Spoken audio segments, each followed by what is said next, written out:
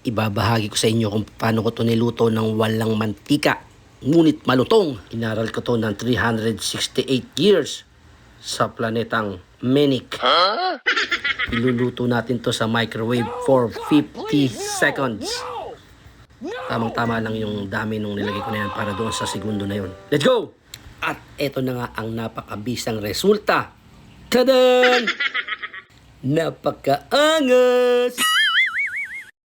Chichay natin ang tsumbong na yan. Graceless. Ang bilis pang maluto. Tingnan natin malutong. Ito pa.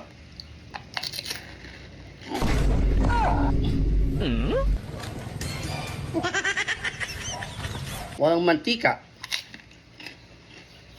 Mabilis nituin. Isang huling last na bite.